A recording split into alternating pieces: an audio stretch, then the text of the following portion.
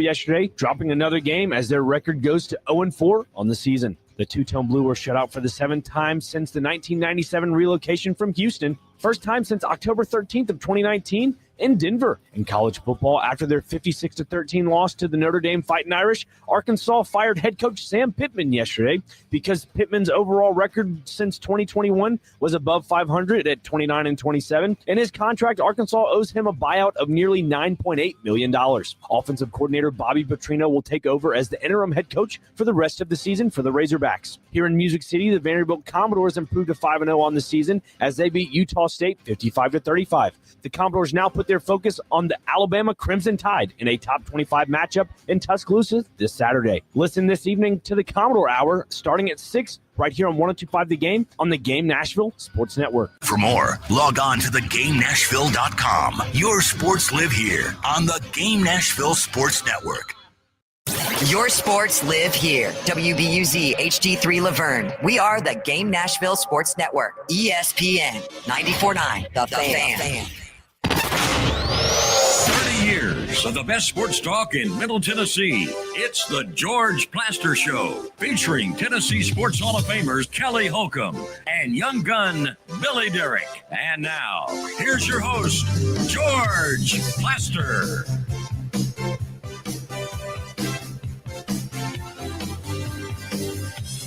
Hello again, everybody. Welcome in on, how would we describe this? We would describe this as a beautiful Tuesday, except it looks like our little screen over there has frozen. So I'm assuming for the moment that radio is hearing what we're doing, and all else just looks like me, I don't know, swallowing a hand grenade for the moment. Anyway, we got a lot to get to today. Things in my mind have really changed dramatically on the Titans. With that embarrassment yesterday in Houston, this feels like not a question of if, but a matter of when Amy Adams Strunk pulls the trigger on Brian Callahan. We'll get to all of that here in the next few moments. Terry McCormick is going to join us by phone. This is right after Brian Callahan's press conference earlier today. And as soon as we get him on there, we'll go with it. In the meantime, let me say hello to Parker Kelly, because Kelly Holcomb is not going to be with us today, dealing with some issues that he needs to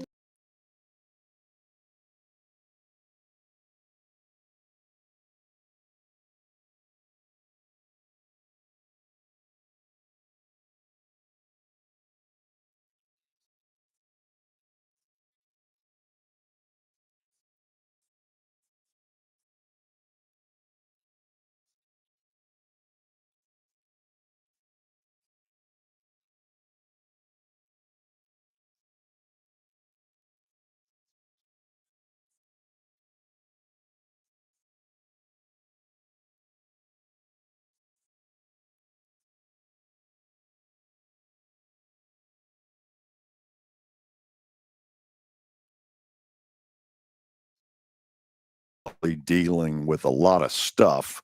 And so with that in mind, let's go ahead and get Terry McCormick in here. Terry, of course, Main Street Media and TitanInsider.com. Terry, are you there? I'm here, George. You hear me? Yeah. First of all, let's do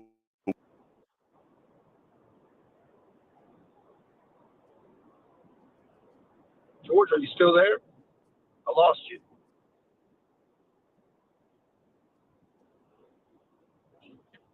Hello?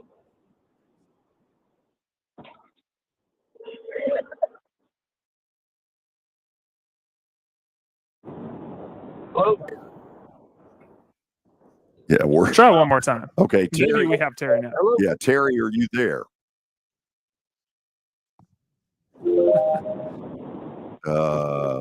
It appears that we lost Hello? Terry. Can you hear me? Maybe not. Hello? Hello? Can you hear No, me? what we're hearing is not hearing you guys, but hear Terry. So That's probably not good. So I'm not really sure exactly what we need to do here, except Can to you hear try me, to. George? Terry, I can hear you. Can you hear me? I can now. Yes, you kind of went away there for a few minutes. Okay. Well, for what it's worth, I'm in the same chair I was from the very beginning. Terry, clue me in on the injury situation first. Well, nobody really discussed much about injuries. Calvin Ridley's snaps were down a little bit yesterday. Said he was kind of banged up was the term he used. Didn't really give a description as to where the injury occurred on his body. They are going to activate Tajay Spears this week, so that gives them another weapon in the run game and perhaps the pass game. So that's a shot of positivity there that this team desperately needs. Terry, Brian Callahan held his press conference a little while ago. Tell me a little bit of what he had to say. Well, it's more of the same old stuff. Got to find a way to dig out of the mess that they're in. Got to try and find a way to win a game. Got to execute better. All the same stuff that's been going on. And then, he's tried to brush aside the talk about his job security, which I understand that. I wouldn't want to have to answer questions about my job security if I was in his situation. And it's just, just kind of the same stuff. It feels like that they're trying to tread water here as the ship is sinking. Terry, let me ask maybe a logistical question here, because Amy Adams Strunk, as is always the case, very, very quiet, kind of nowhere to be found. She could stop all of this right now if she came out and said, Brian Callahan will be the coach of this team through the end of the season, no matter what. The fact that she's not doing that says what to you? It just tells me that she's, just not, at least publicly, not involved on a day-to-day basis like you would think an owner would be. She's left this thing to Chad Brinker and Bert Nyhill, to run the two sides of football and the non-football side of things. And she's been nowhere to be found except maybe to appear and not speak at the Mike Keith Ring of Honor induction, knowing that she would probably get booed if she did speak up. I think, she's basically, and as far as Brian Callahan goes, I think somebody over there does need to give Brian Callahan a vote of confidence so that he can coach without looking over his shoulder. Because right now, it looks like they're coaching trying not to lose and playing trying not to lose, and that's not working. And here's why I say this. Last year, they were guilty probably, and a good bit of this was on Will Levis. They were guilty of throwing the ball down the field a lot, in hopes of making a play. And sometimes it got intercepted, and sometimes it worked, and they, got a 40-yard gain or whatever. Well, you're seeing virtually none of that now. I think the turnovers are down, but it's almost like they've gone too far in the other direction. They're afraid to take any kind of risk, afraid it's going to backfire. And now you have what you have of this, drivel of 3 and out, gaining 5 yards here and 2 yards there and losing 2 yards here and ended up punting. Yeah, it's become much more of a Gerber's baby food offense. Terry, I want you to stick around with Kelly gone. You're going to help me with sort of the Titans analysis, which is going to get a little spicy. All right, sounds good. Okay, we'll bring Terry back up here in just a few moments. That means it's time for an update. And George, I was telling you, we have a juicy update, for lack of a better term, for today. This update is sponsored by our Football Night in Nashville promotion. Join us at Sports and Social in Green Hills Mall Thursday night as San Francisco travels to Los Angeles to take on the Rams. One of the biggest headlines of the weekend in college football, Sam Pittman has finally been fired at Arkansas. And I say this with a heavy heart because I one, do love Sam Pittman, but he is out at Arkansas. And would you look at that? Bobby Petrino is back in the chair as the head coach, at least for now in the interim. Bobby Petrino is the interim head coach for the Arkansas Razorbacks. Okay, if I were to guess, and it wouldn't be the first time I've ever guessed, this job is going to come down to either Bobby Petrino or Rhett Lashley at SMU. The reason I put that out there this way is that the Jerry Jones group is pushing hard and is going to push hard for Rhett Lashley. The athletic director at Arkansas is Hunter Yurachek, who is a former Vanderbilt marketing and promotions director as of, 25, 30 years ago. While he will be a part of the discussions and part of the decision making, this is a school that's probably very heavily influenced by big boosters like Jerry Jones, like Walmart, like Tyson Chicken. Petrino has the leg up in that if he were to win 4 or 5 games and get Arkansas to a bowl, he'll probably get this thing. If not, I would look to Rhett Lashley. I think he's the next one in line there. It'll be interesting because the Hogs are at Tennessee on October 11th. Will Bobby Petrino show up on a motorcycle? That is yet to be determined. Good. I think it'd be good for him to run through the giant T that way. Yep, I got 2 words for you. John Gruden. John Gruden is my guess for the next Arkansas job. Can you imagine John Gruden and John Calipari together? Wow. That would be something. All right. Staying in the world of college football or college sports, Paul Feinbaum announced in an interview with Outkick and Clay Travis that he would consider running for a U.S. Senate seat, which would mean that he would have to leave ESPN. He said an answer is expected within the next 30 to 45 days. Really? Yep, he would run for, I guess there has been a seat vacated by former Auburn football coach Tommy Tuberville. Yeah. So he would run in place. I know Paul pretty well, have known him for 20 years. I don't believe he's running for political office for a minute. I like him right where he is. He's very effective. Yep, he still moves the needle, even as old as he is.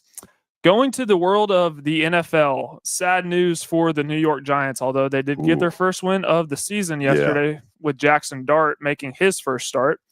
Malik Neighbors has tore his ACL. He is out for the year. Yeah, it's a bad loss for the Giants. First of all, right about the time they get to celebrate a nice win, boom, the injury happens, and you knew when it happened. People who saw it said they feared the worst, and the worst has happened. I don't know what the purpose of an ACL is besides to tear, because it seems like that's all the ACLs ever do. It's very unfortunate. Joe Alt, who was the left tackle, he was drafted to be right tackle with Rashawn Slater on the other side. When Rashawn Slater went down in the preseason with a season-ending injury, Joe Alt was moved back to left tackle. Joe Alt is now going to miss a few weeks with a high ankle sprain, so Chargers playing some musical chairs with their tackles. Yep. Liam Cohen and Robert Saleh got into it yesterday. Did they ever? I will not say everything that Liam Cohen said, but I will give you the gist. He went up to Robert Saleh post-game after the Jaguars beat the 49ers yesterday and said, "Keep my name out of your mouth." That had to do with some comments that Robert Saleh made pre-game about signal stealing, which obviously is a pretty heavy term to be throwing around right now. Well, let me say this. I know it's gotten out there that what Robert Saleh was trying to say was they do this very effectively.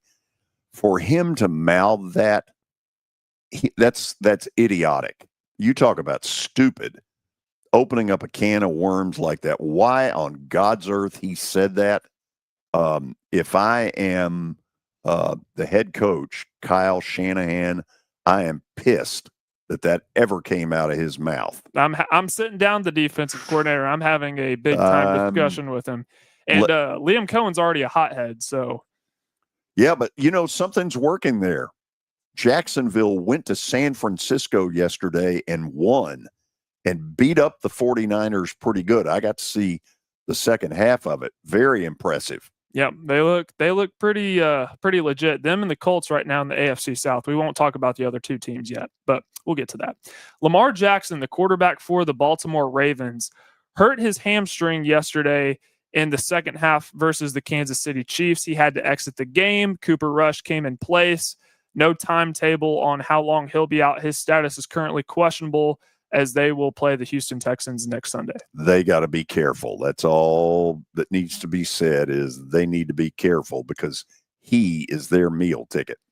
Yeah, and they already have a lot of injuries on the defensive side of the football. Roquan Smith went down yesterday. Marlon Humphrey had an injury. So they're already off to a 1-3 start. Can't afford too many injuries. And this is the last one. I was hoping Kelly would be here for this because I know he would have some comments, some thoughts, but the U.S. did lose the Ryder Cup yesterday to Europe 15-13 despite a third-day rally.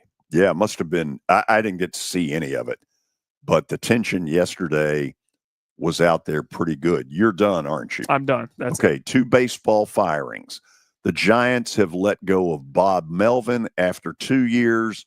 The Minnesota Twins have fired Rocco Baldelli after 7 seasons. So at the moment, both of those are open. We will go to the break, and when we come back, Terry McCormick will join us for Titans analysis. It won't be pretty. Stay tuned. This is the George Plaster Show. When I got my first car, my dad told me.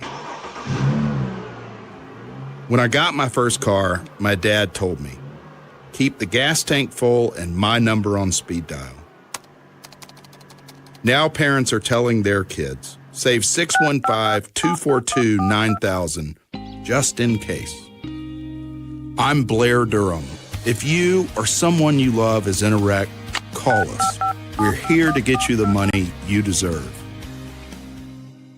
A golf cart from Mikey's Motors is the perfect way to get around this summer. Whether you're going to the park, the pool, or the playground, do it in a brand new golf cart from Mikey's Motors, Franklin and Murfreesboro. Summertime fun in Tennessee. That's what we sell at Mikey's Motors. Come see how we roll. It's easy to say good things about the folks at Strike and Spare Family Fun Centers. Number one, I trust them with something that's near and dear to me, the Plaster and Friends Celebrity Bowling Night. But more importantly, I see the fun people have. They enjoy the bowling. They enjoy the camaraderie, and you will too. Come by any of their locations and get ready to have some fun. At Wilson Bank and Trust, we believe you shouldn't have to choose between personal service and digital solutions. As your local independent bank, we're proud to offer the relationships and trusted service you expect, along with the tools and technology that keep you moving forward. So whether you're growing a business, buying a home, or planning for the future, we're here to help. Because this isn't just where we work, it's where we live too. Wilson Bank and Trust, here to get you there. Member FDIC. Are you looking for expert medical care in Nashville without leaving your home? Medical House Calls brings concierge-level health care directly to your door. Whether you need urgent attention, ongoing primary care, revitalizing IV therapy, or medically guided weight loss, our experienced providers are just a phone call away at 615-838-2375 or go online, medicalhousecalls.com. 457-983. If you are paying too much for your health insurance, you know what? You need to contact the folks at Pancoast Benefits. Pancoast works with businesses and individuals to tackle the high cost of health insurance. Whether you're a business owner, large or small, self-employed, between jobs, or over the age of 65 and in need of a Medicare plan, Pancoast can help. They make understanding your benefits less difficult and more personal. So check them out today, pancoastbenefits.com, or call them at 615-292-3400. directly to your door. Whether you need urgent attention, ongoing primary care, revitalizing IV therapy, or medically guided weight loss, our experienced providers are just a phone call away at 615-838-2375 or go online, medicalhouseCalls.com. ESPN Radio lives here. Your sports live here on ESPN 94.9 The Fan.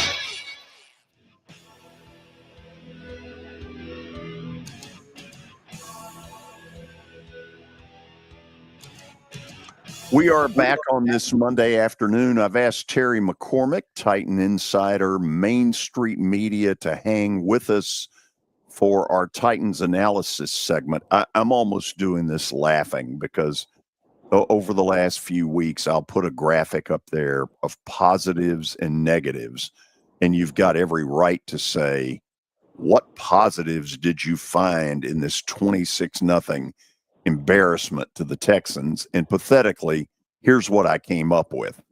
Twofold. Number one, Jeffrey Simmons played very well yesterday. And to be honest, the Titans defense played pretty darn well until they just kept having the 3 and outs and having to go back on the field. And eventually the dam broke, and such was, the final score of 26-0. Tony Pollard, to me, is a pro. He runs hard. He is so the least of their problems. It's not even funny. Yesterday, Cam Ward was, frankly, kind of a negative. 10 of 26, didn't move the team at all, got out. I put fourth quarter defense, although I don't say it with a lot of feeling because it's just simply the product of being out on the field too long.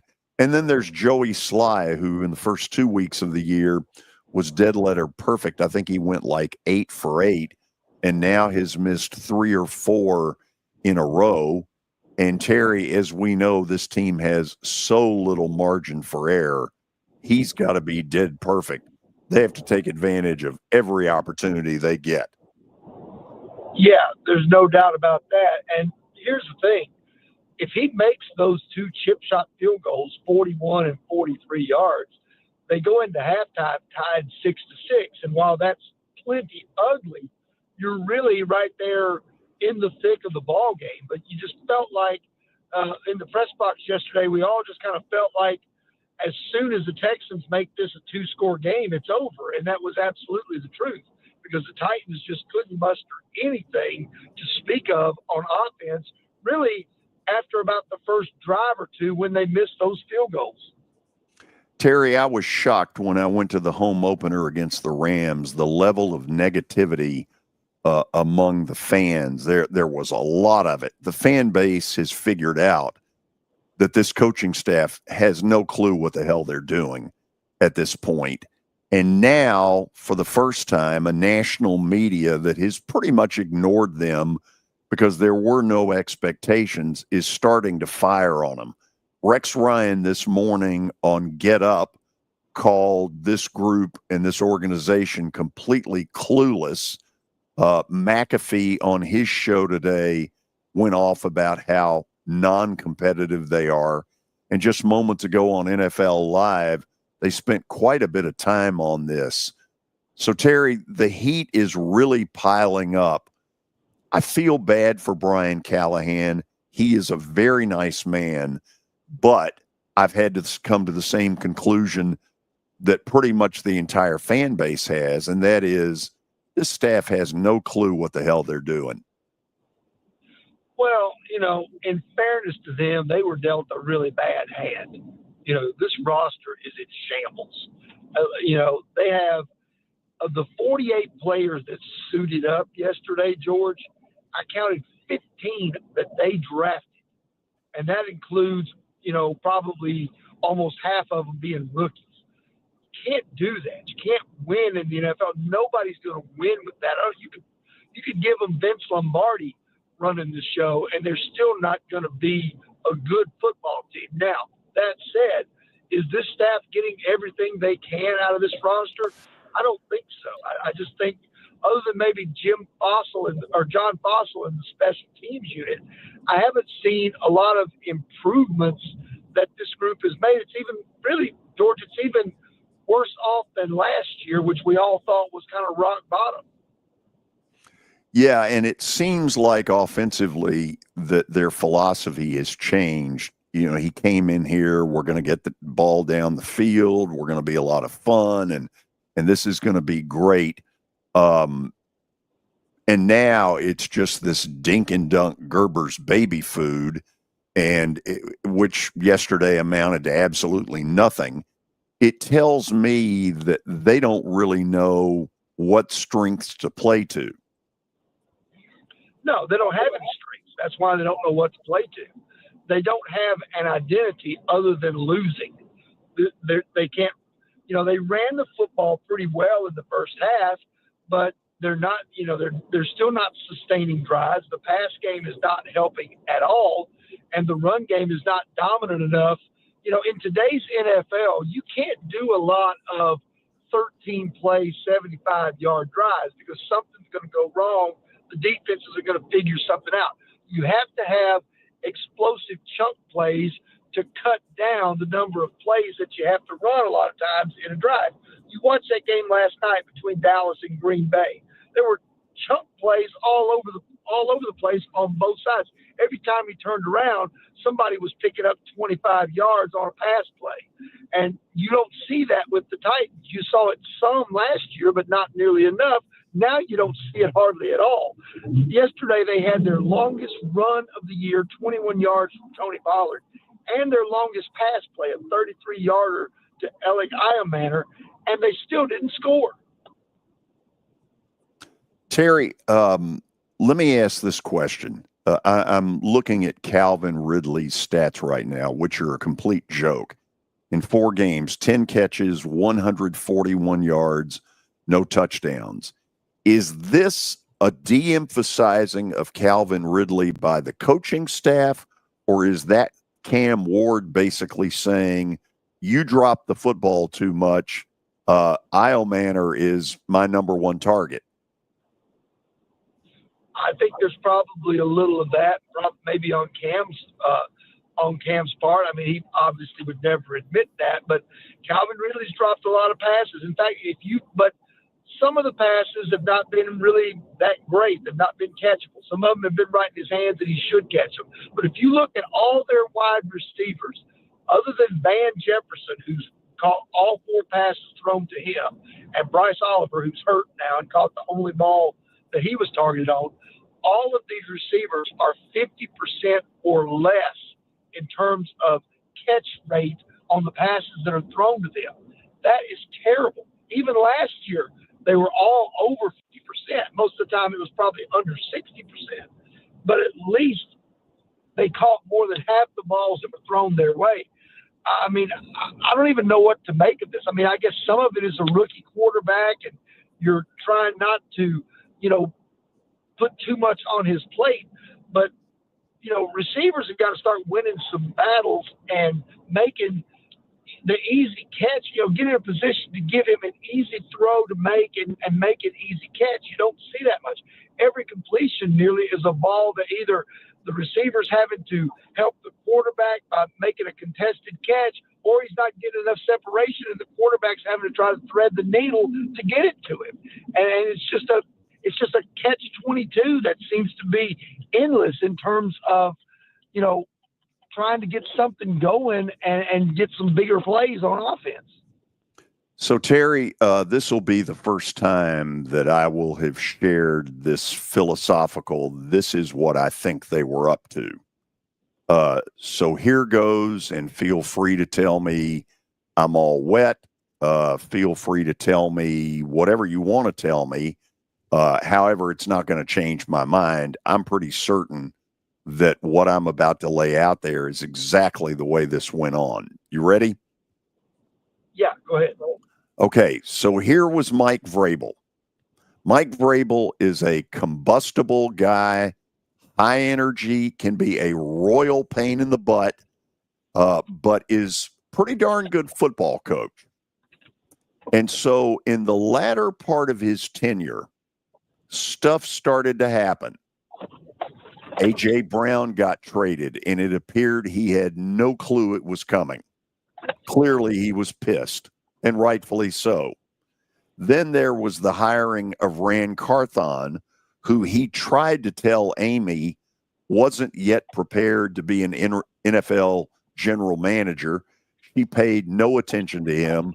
He was just this side of completely useless as a GM. So when they finally decided to get rid of Vrabel, she and her little lieutenant, Burke Nihill, who has no business involved in this kind of stuff, they were basically the search committee, correct? Yes, I believe that's correct. Okay.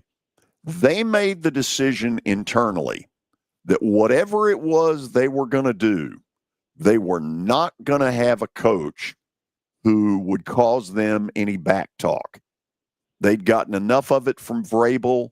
You know, Vrabel really let them have it at some point about various things that he didn't think were being done correctly. And as it turns out, in revisionist history, he was right about all of them. Okay, so what they do, they go out and they interview Brian Callahan. Nice guy, not going to cause him any waves, and boom, he's our man. But the problem is they didn't do a lot of due diligence on this. They didn't really think through the fact that this is a guy who had never called plays in the National Football League, had not done that in Cincinnati.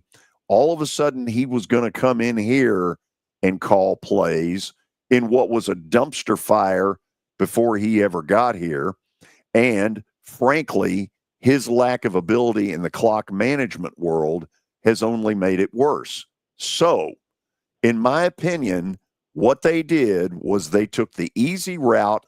They didn't want a Mike Vrabel who would bitch at them and complain and yell and scream. They wanted somebody who would be nice, never cause them any waves, and now look at where they are. George, I don't have proof of that, but I can't disagree with any of it. I can't disagree with that. That was probably their thought process, especially that they didn't want to deal with a guy who could be overbearing in the way Mike Vrabel could in trying to say that this is the way it needs to be, and this is not how it needs to be, and that sort of thing. So they went the complete opposite direction in hiring Brian Callahan, and they, and with the roster in shambles and a lot of guys who didn't fit what Brian Callahan wants to do, and Rand Carthon not doing a great job of getting pieces that would fit. I think all of this has conspired together, and now we are where we are. And it's a complete dumpster fire. In your opinion, Terry, because we're kind of overstating the obvious. In your opinion, can this really get any better this season? I just don't think the talent's there for it to get better, George. They may do like last year and win 2 or 3 games, but I don't foresee a major turnaround at this point in the season. Looking at where this is now and how it's each week, they're progressively getting beat by a larger number. It just looks hopeless to me. And I think a lot of other people feel that way too. So, okay, I'm going to assume for wherever we're going with this, that sometime in the near future, Brian Callahan will be shown the door. And I feel bad about that. I'm not sure how much of an opportunity he really had here. On the other hand, while he was dealt a miserable hand, he has not made it one bit better. And that's really not saying that's not, something that makes him look good at all.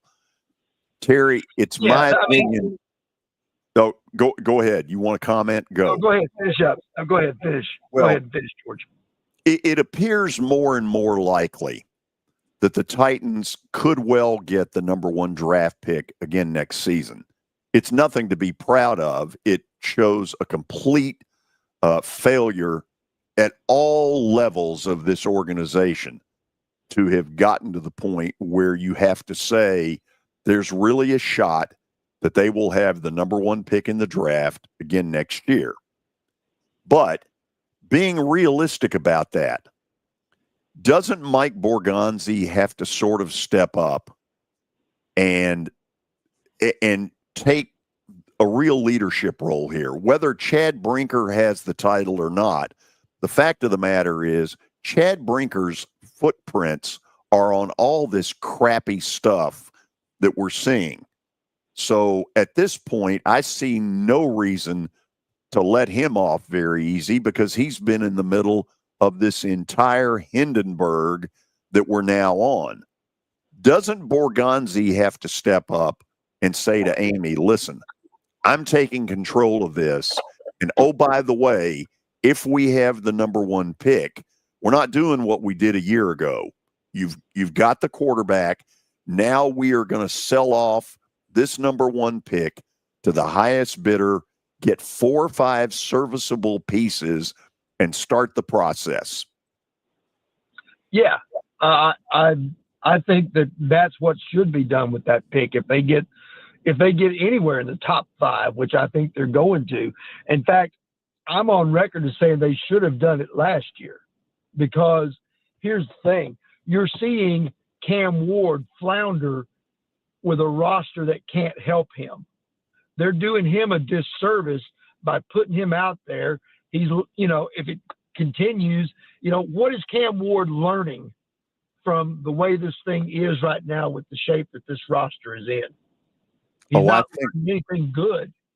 Yeah, Terry, I think that's what we all worry about, is that while he looks like a young guy with some real potential, good Lord, he's been put on the Hindenburg. And, how that affects him, it's hard to know. He's clearly showing his frustration. And Terry, I think the Jarvis Brownlee deal a week ago begs the question, is this locker room losing faith in its leaders? Well, outwardly they say no. They say that they're not. I think the Brownlee thing was one of those deals where, culture-wise, they're trying to build something and they didn't feel like he was the right fit in there. You know how you have guys who are leaders, you have guys who are followers, you have guys who do their own thing. And for whatever reason, they must have perceived him as a guy who would do his own thing and not fall in line with where they wanted to take this thing if it ever does get better.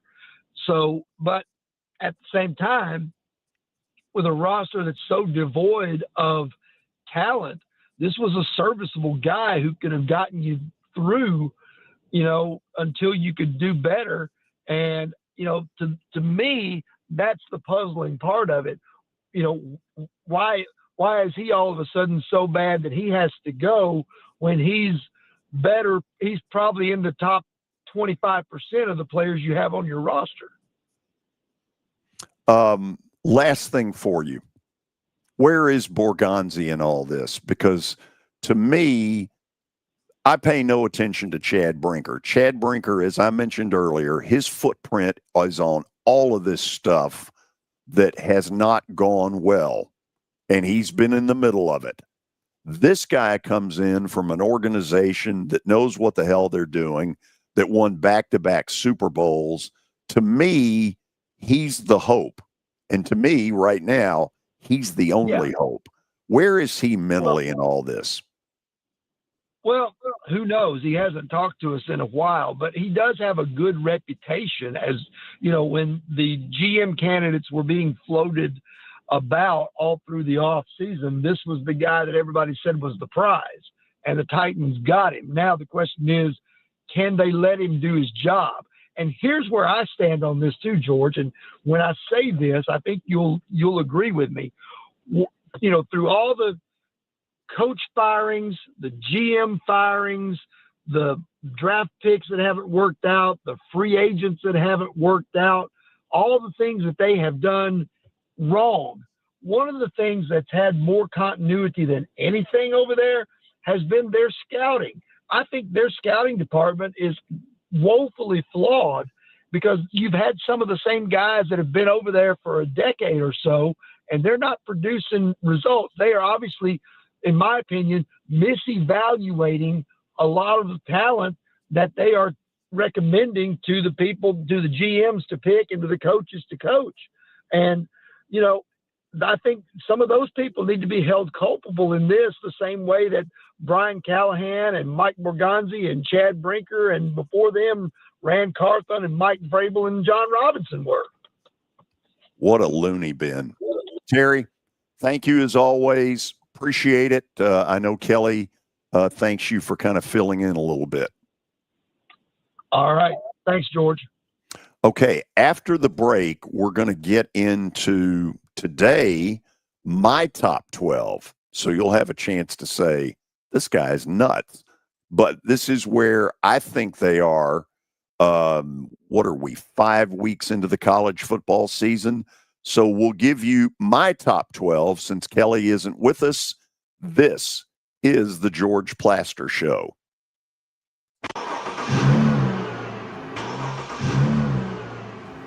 When I got my first car, my dad told me, keep the gas tank full and my number on speed dial. Now parents are telling their kids, save 615-242-9000 just in case. I'm Blair Durham. If you or someone you love is in a wreck, call us. We're here to get you the money you deserve. This is my buddy Stan Harrison from Apple Collision Centers. Recently, you've been talking to me about companies that have a fleet of trucks and they're always in need of repairs. That's right, George. We understand that nobody likes to deal with the auto body repair process. We try to simplify that at our 3 convenient locations. We work with all major insurance companies. We help to ease the stress of the auto body repair process. We're located in O'Hickory, Hendersonville, and Gallatin. If you need our services, please stop by and see us. And how convenient that we have that in the background. Now, seriously, these are good folks. They do really good work. Give them a holler. Sports and Social at Green Hills Mall is the new home for our Football Night in Nashville promotion. Their food is terrific. Their TV setup looks like a racing sports book in Vegas. And if you're a sports fan, you can't beat it. Starting September the 4th, we'll broadcast from Sports and Social every Thursday night. There's Pop-A-Shot, great football, and the chance to win a beautiful Mikey's Motors golf cart. See you at Sports and Social in Green Hills Mall. Venture Express has been helping people in this area for more than 40 years. They're headquartered in Murfreesboro with over 30 years of dedicated fleets involving production, manufacturing, and corrugated experiences. They're an asset-based company with over 700 tractors, 4,000 trailers, and 800 drivers. If you need their help, dial them up 615-793-9500 or log on to ventureexpress.com. The result. Here's Officer Darren Hoskins for the Metro Nashville Police Department. The Metro Nashville Police Department is on the forefront of policing in this century, and I'm glad I'm a part of it. I'm glad I get to find other good officers, other future good officers. And if you're watching today, or you yourself or someone you happen to know is interested, join MNPD.com. Feel free to reach out to us because we need good officers, and it's a great city to work for. Of the Plaster Show advertising family, it's simple. Just email me, plastergeorge@gmail.com. Again, plastergeorge@gmail.com. We will fit your budget and your needs. It's the George Plaster Show. Your sports live here on 94.9 The Fan.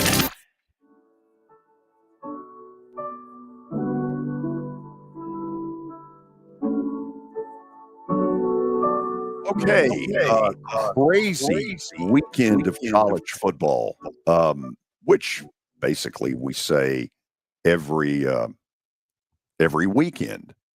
But this one had some huge games, and so you've got a few changes at least in where everything is. So let's go ahead and put this up here. With Kelly not here, I have to take the brunt of this, and you all can say this guy is nuts.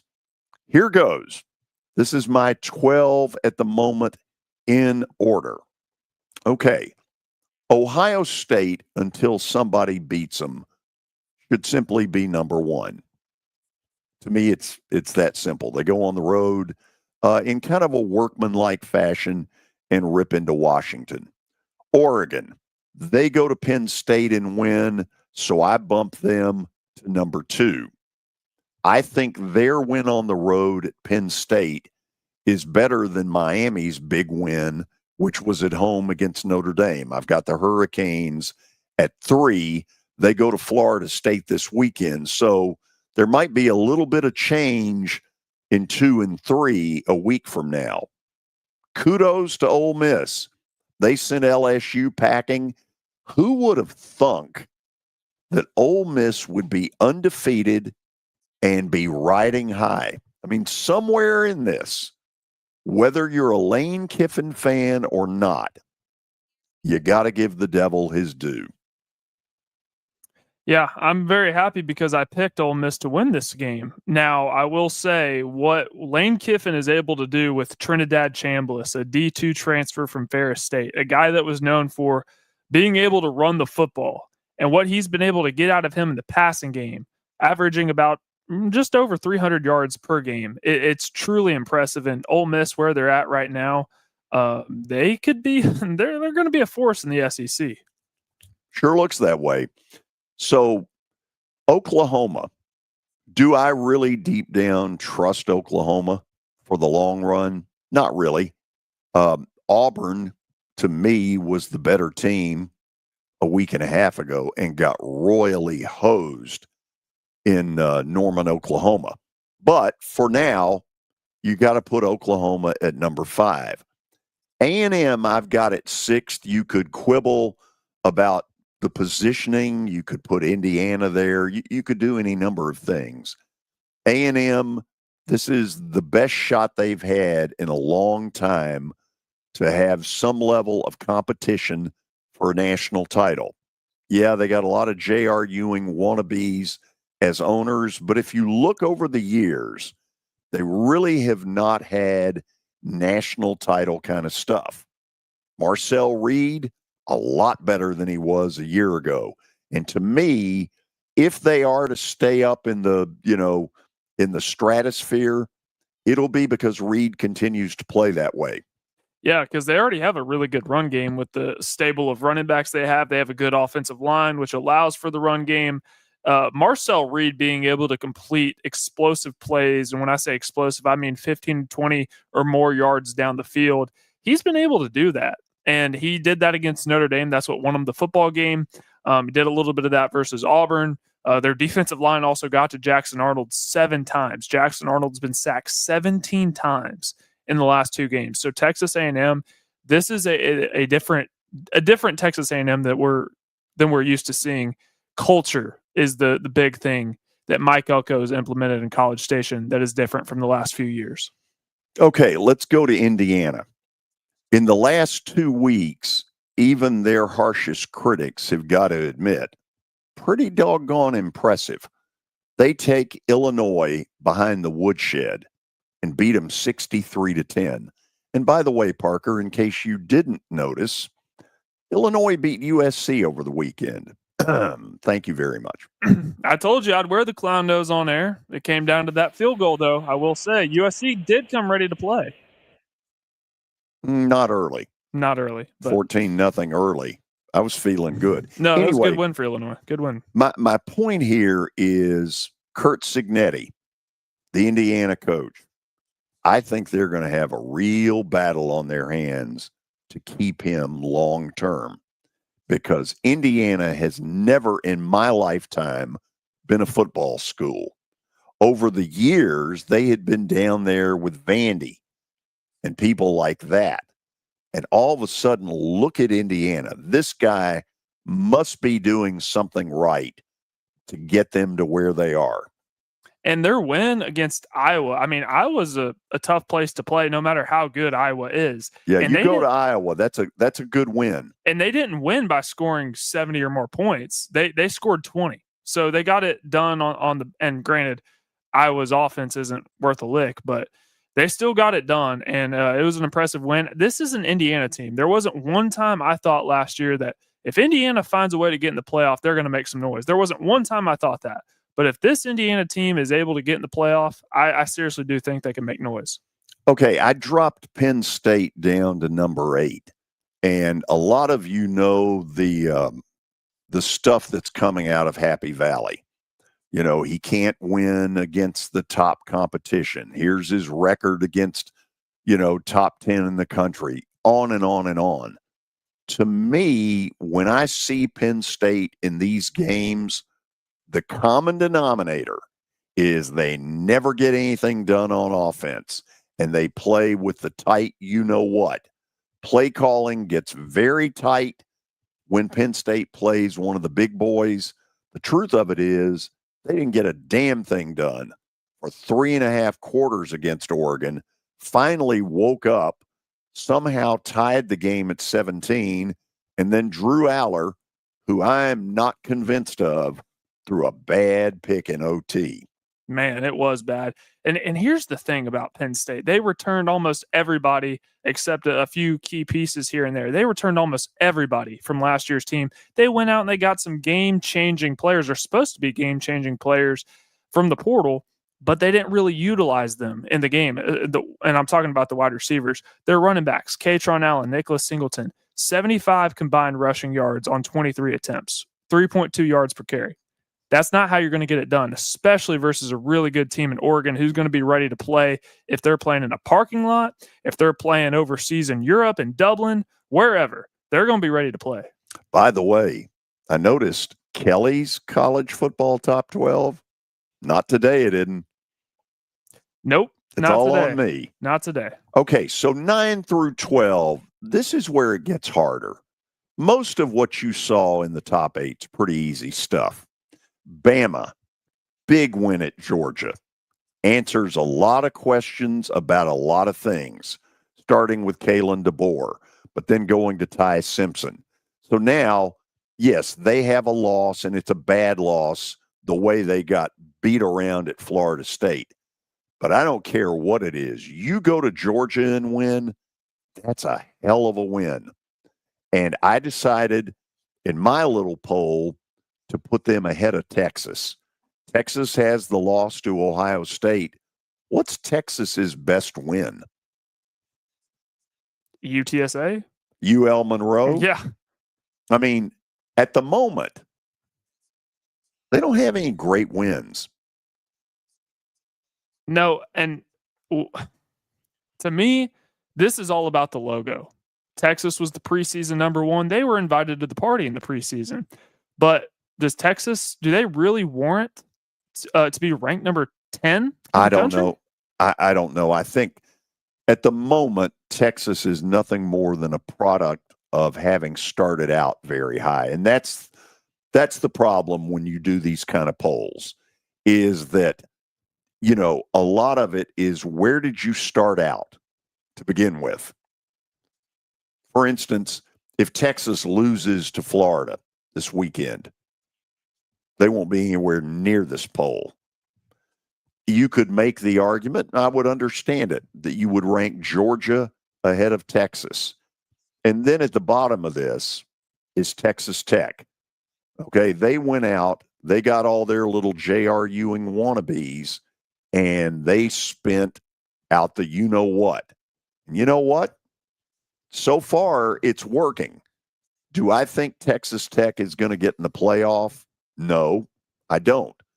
But here's one that will be like a Sports Illustrated apocalypse. If Vandy were to go to Alabama and win and be sitting there at 6-0, they might be on that list next week. George, I'd argue that they already should be on there because you can't tell me. And when I rank teams, I don't try to predict anything. I throw preseason expectations out the window. I just care about what is your current resume. To me, there aren't 10 teams better with a better resume in the country than Vanderbilt. But the reason they're not in the top 10 is because they decided to wake up in Nashville instead of Austin or Tuscaloosa or one of these other big time cities. That's the reason. It's logo scouting. Well, here's the other thing. When you get down to number 12 at this time of the year, the truth of it is you could fire 5 or 6 different teams in there. There are undefeateds all over the place. Anybody notice Maryland, for instance, is one of those undefeateds. You got a bunch of them. Texas Tech, where I kind of gave them the nod, was the victory at Utah. Very difficult place to play, and yet they absolutely throttled Utah. Showed them who daddy was. No, that was, to me, that was one of the most impressive wins of the early season because Utah looked legit up until that point, and playing in Rice-Eccles Stadium, a very hostile environment. The way Texas Tech went about their business, early returns show that everything that they got out of the transfer portal, all the money they spent, it's paid off. Okay, when we come back to start hour number 2, we're going to get into some good college football talk. We've given you what we think are the rankings, but then we'll talk about some of the games and what went on. Then your phone calls. This is the George Plaster Show. At Volunteer Hose and Gasket, they're not just about products, they're about solutions. If you need a custom cut gasket or a hard to find hydraulic hose, they got it. From industrial hoses to hydraulic fittings and custom cut gaskets, their stock is vast and versatile. Plus their 24/7 emergency service means they're here whenever you need them. Visit one of their locations in Nashville and Murfreesboro or online at volunteerhose.com. Volunteer Hose and Gasket, sealing your success with every connection. The Rich Eisen Show.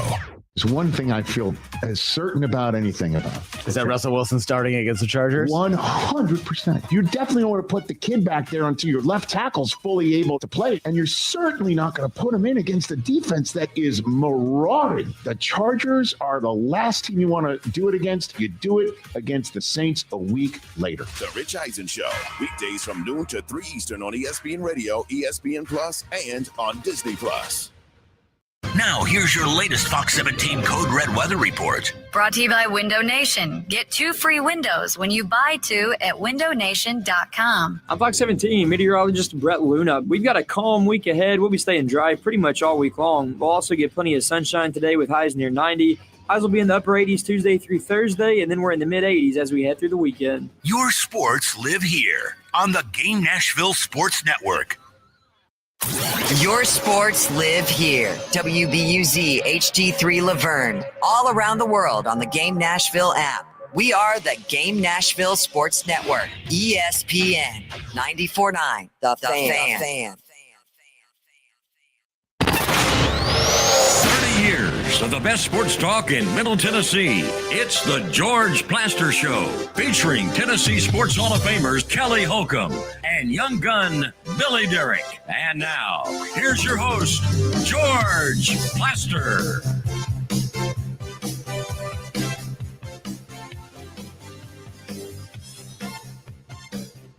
Now, time for our stat of the day, brought to you by Apple Collision Centers. Here we go, George. With the Reds clinching a playoff spot, this is the 3rd time Terry Francona has made the playoffs in his first year with a team. Like, did I hit the wrong thing? Yeah, because when you're talking, nobody's hearing you. Should be good now. No. Not good? No, they're not hearing you. How about now? Now. There we go. There we go. All right. Okay. Now time for our stat of the day, brought to you by Apple Collision Centers. With the Reds clinching a playoff spot, this is the 3rd time Terry Francona has made the playoffs in his first year with a team. He's the 3rd manager in history to accomplish this feat. Can you name either of the other 2?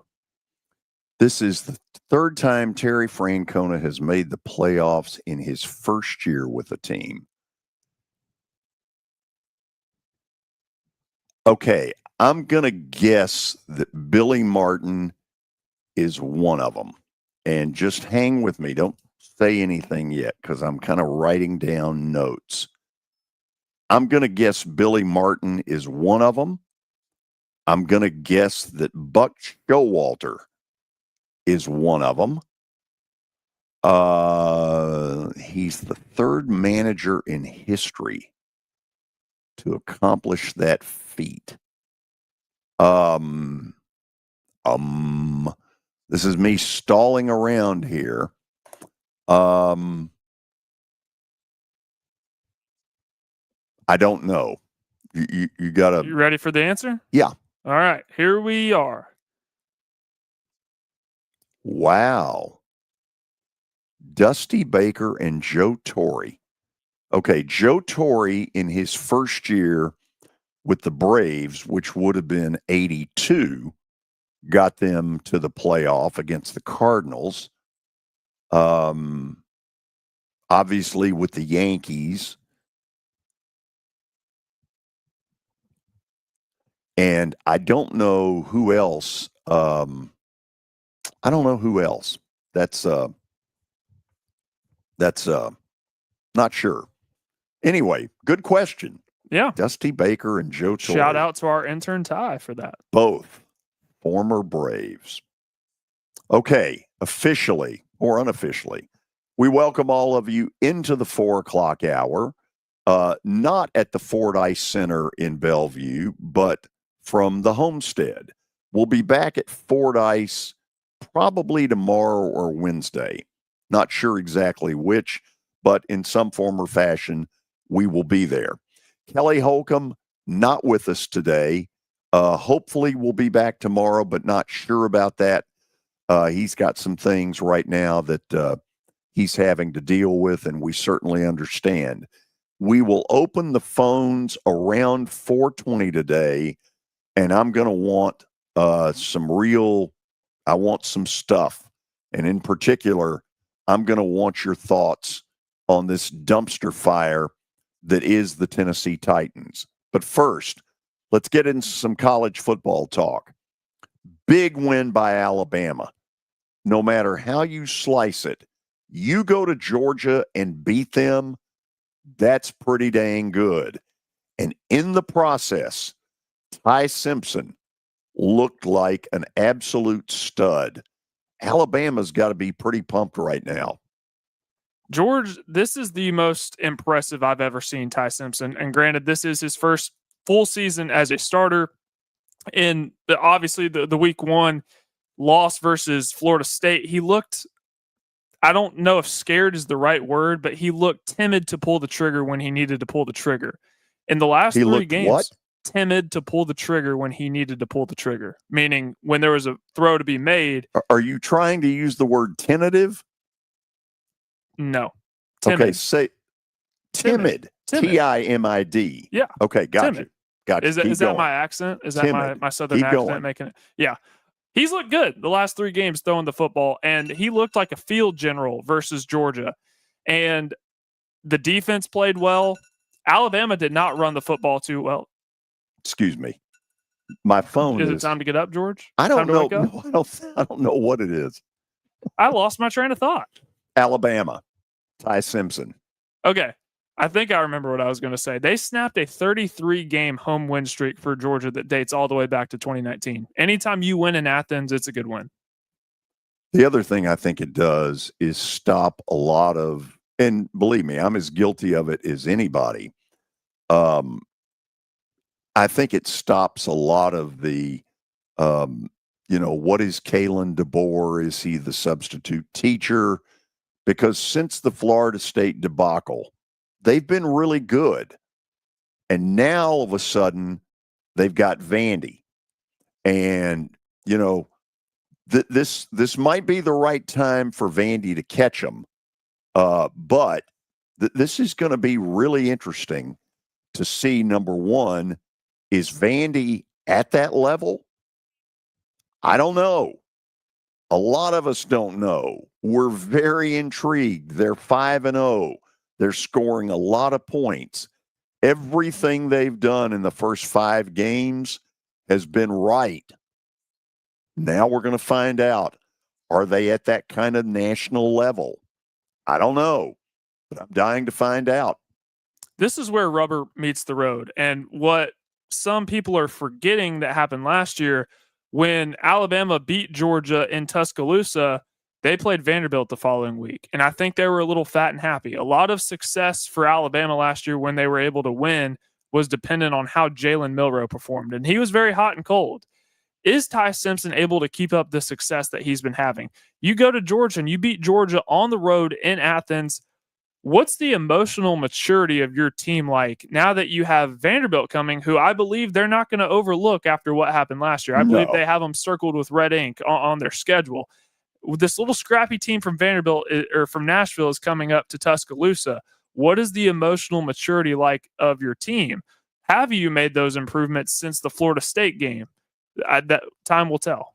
And it will also be interesting once it's over, depending on how the thing happens at 2:30, is the Diego Pavia bulletin board stuff a factor in having Alabama ready?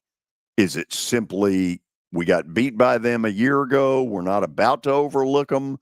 Or is the win against Georgia, you start to feel the letdown possibilities? They can't afford to, because one more bad loss puts and I'm not saying Vanderbilt's a bad loss, it's not, but one more loss this early on in the season is not good, is not going to be good for Alabama. So I certainly don't view this as a look ahead spot by any means. And for Vanderbilt, I mean, this is what Diego Pavia, these are the moments that he lives for. You have College Game Day coming to town. Vanderbilt's finally getting some recognition. I really think that the story of this game is, how does Alabama respond after achieving success? Nick Saban talks about this all the time. It's often harder to handle success for an emotional standpoint than it is to handle failure. So how does Alabama respond after getting their biggest win of the season? Okay. Now let's go to the Penn State loss against Oregon, 2 of your national title teams, or national title contender kind of teams. So you've got a situation where James Franklin has this stat that he can't get around. Now, I'm assuming in the summer that what they have done is they've kind of gone back and tried to self-check themselves and say to themselves, okay, why are we having this problem? I think the problem is simply in the way they call plays in big games. This ram it up the middle and hope that you're playing UL Monroe, it hadn't worked. Most of these big losses to high-ranked teams have been Michigan and Ohio State. Let's face it, over the years, you're not going to make a living just simply running the football. Again, Saturday, they got nothing done offensively, down 17-3, middle of the fourth quarter, suddenly found a spark for a moment, and then the whole thing went away in overtime. This is a bad loss for Penn State. It doesn't knock them out of the playoff. I'll tell you what it does do. It creates a lot of ill feelings up in Happy Valley, because their fan base is sitting there going, we haven't solved the problem. And if you heard some of the things they were chanting after the game regarding James Franklin and Drew Aller, it wasn't good. And I think what this Penn State loss shows us is this Penn State team is more of the same of what we saw, I don't know, the last 5-10 years. Nothing has really changed. Yeah, you go and get some big names out of the portal, but you can't close out in crunch time, and you can't beat the big team. You still have that hump, and you still have that monkey on your back that you can't get over. And for Oregon, I mean, the fact that they were able to travel 3 time zones away and still play their brand of football. Dan Lanning, when he walked out in the pregame, you could look, he was taking it all in. He wasn't fazed by any of that. Neither was Oregon. And I'd argue it's more impressive of a win for Oregon than it was as bad of loss for Penn State. It's a heck of a win for Oregon. You talk about a resume builder. To win on whiteout night is big time. Ole Miss over LSU. Let's take the LSU side of this for a minute. They believe, the fan base, that their athletes are as good as anybody's in the country. I happen to agree with that. I think they are. Do I think they're particularly well coached? No, I don't. I don't think they get to the level that Lane Kiffin does with his athletes at Ole Miss. Ole Miss, they just might make this playoff. Yeah, Lane Kiffin is a wizard when it comes to quarterback play. Again, it's like I mentioned earlier in the show. What he's been able to do with Trinidad Chambliss should not be done. Same thing with Josh Heupel. What he's been able to do with Joey Aguilar should not be possible. But these guys are offensive gurus. They're offensive masterminds, and they're able to make wine out of water. And with LSU, wow. You like that reference? Yeah, very biblical. Yeah. Mm-hmm. I'm not saying he's Jesus, because there was only one. But Lane Kiffin is a very, very intelligent offensive football mind. For LSU, we're having the inverse conversation of what we were talking about with them last year. Great offense, poor defense. Now this year, it's top 15 caliber defense. Their offense cannot run the football. And to compound the issue and make it worse, they didn't have their starting running back, Caden Durham. Their offensive line, they're replacing all 5 starters from last year. They can't run the football, so that puts all the pressure on Garrett Nussmeier. I was talking with a buddy this weekend who's an LSU fan, and I was telling him, we saw the same issue happen last year with Georgia. They couldn't run the football, so all the pressure was on Carson Beck's shoulders, and when all the pressure was, he did not perform to all the hype levels that we had for him in terms of being the first overall pick, being in New York for the Heisman. Same issue with LSU. Okay, let me ask you this question. When you watch LSU, do you think they have to take a back seat to anybody athletically? Not very many people, because the guys they recruit, they're one of the best in terms of recruiting their own state. So they recruit all of the high-level athletes from Louisiana. The guys they go out and get in the portal, they had the number 1 ranked portal class. But to me, it is a coaching issue, because it can never – they don't play complementary football. It's either the offense is really great and the defense is really poor, or the inverse. The defense is great, but the offense can't do anything. There is no balance, and they're not going to be able to survive in an SEC. It's going to be carnage as the season progresses. They're not going to be able to survive if this is the type of product they're putting on the field. Okay, I know you watched the Tennessee overtime win at Mississippi State. I was busy in the baklava world and Tidopitas and the Greek festival, which had massive crowds. We are thrilled with how that played out. Give me some thoughts on Tennessee's win, because it was a real struggle. It was, but I'm sure the message was just win. No matter how ugly, no matter how gritty, just go win. Because under Josh Heupel, there's always that one trap road game. Last year, it was Arkansas. The year before that, it was Florida. There's always that one trap game. And for the Vols, I thought it would be Mississippi State. But they went out and they won despite all the penalties, the drop balls, everything that it could possibly go wrong. And Tennessee still found a way to overcome. And think about how tough of a spot they would be if we're talking about a 3-2 Vols team versus a 4-1, because you still have to play Oklahoma, you still have to play Alabama, you still have to play Florida. And the Alabama and Florida game, both on the road. And the Vols haven't won in Gainesville in 20 years. So I don't care how bad Florida is, going to the Swamp and getting a win has been a struggle for this team. They really needed that win in terms of wiggle room if they have any hopes of making the college football playoff.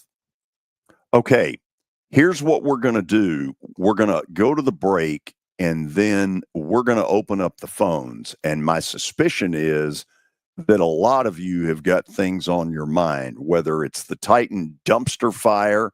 I mean, let's face it, that's what it is. Whether it's college football stuff, whatever. I want to hear from a bunch of you today. So I've left about 40 minutes for us to take your phone calls at 759-9949. I should have thrown in the 615 area code, of course. 615-759-9949. I want to hear from some red-blooded Americans who have got strong opinions about what's going on in the world of sports, and I want to hear it now. Hit the phones. This is the George Plaster Show. When I got my first car, my dad told me, keep the gas tank full and my number on speed dial. Now parents are telling their kids, save 615-242-9000 just in case. I'm Blair Durham. If you or someone you love is in a wreck, call us. We're here to get you the money you deserve. Mikey's Motors is the perfect way to get around this summer. Whether you're going a golf cart from Mikey's Motors is the perfect way to get around this summer. Whether you're going to the park, the pool, or the playground, do it in a brand new golf cart from Mikey's Motors, Franklin and Murfreesboro. Summertime fun in Tennessee. That's what we sell at Mikey's Motors. Come see how we roll. Can spare family fun centers. The bowling is a blast. The people around it make it even better. And you know what? They've got a staff that will make sure you have a good time. So don't wait. Go have some bowling fun at Strike and Spare, the official home of the 4th annual Plaster and Friends Celebrity Bowling Night. Here's Officer Garen Hoskins for the Metro Nashville Police Department.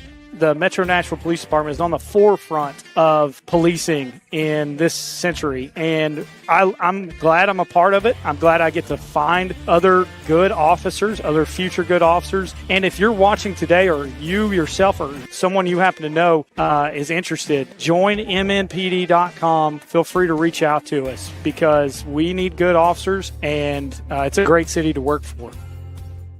Star Physical Therapy was established in 1997 with one great mission: to serve.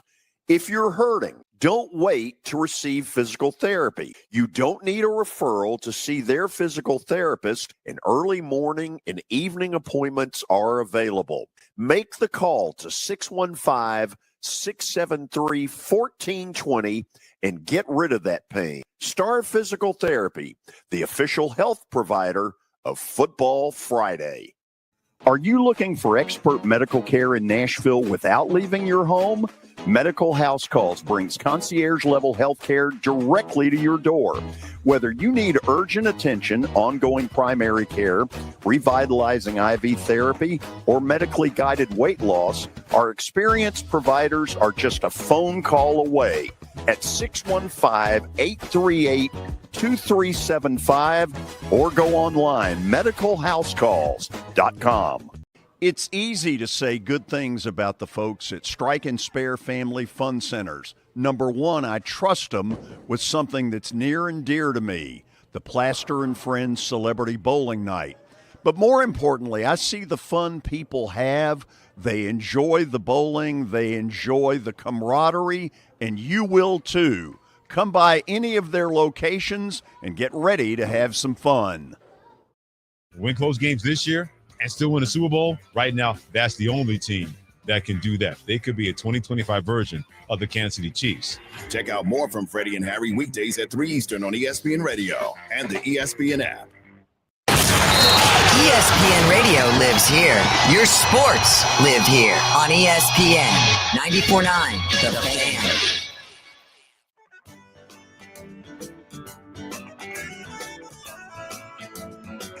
Okay, we're headed to the phones here in just a minute. However, I got 3 lines that are open right now at 615-759-9949.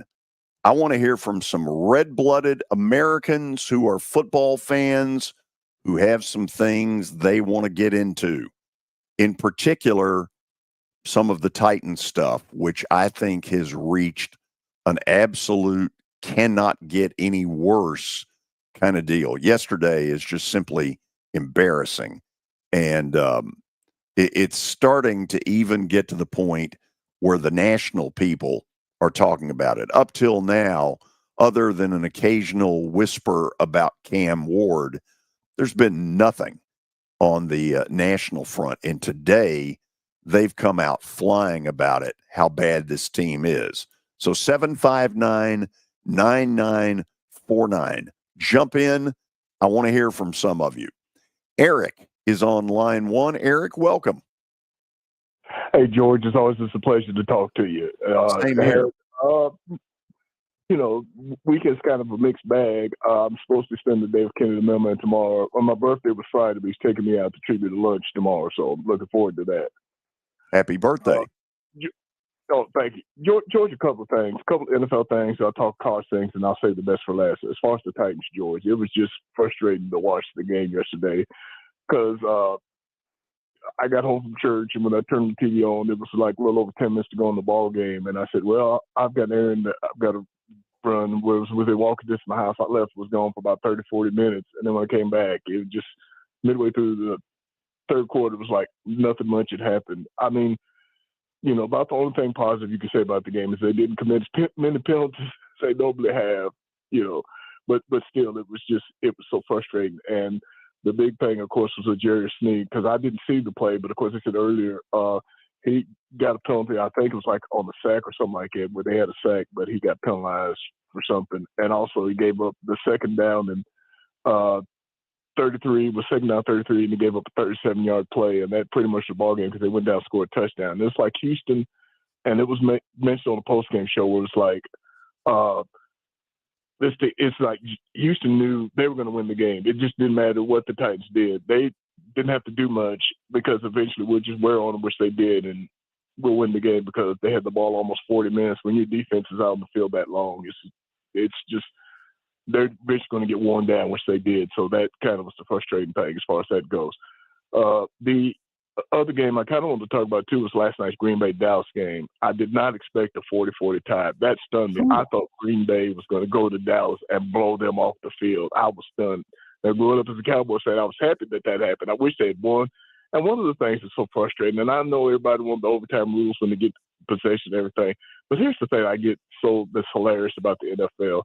You're having the 17th game, and eventually going to have 18th game, but they cut, of course, 5 minutes for overtime. It used to be 50 minutes to overtime, but they shrunk it to 10. And one of the reasons they did that is, well, we don't want the players out in the field for those extra 5 minutes, so we're going to shorten overtime.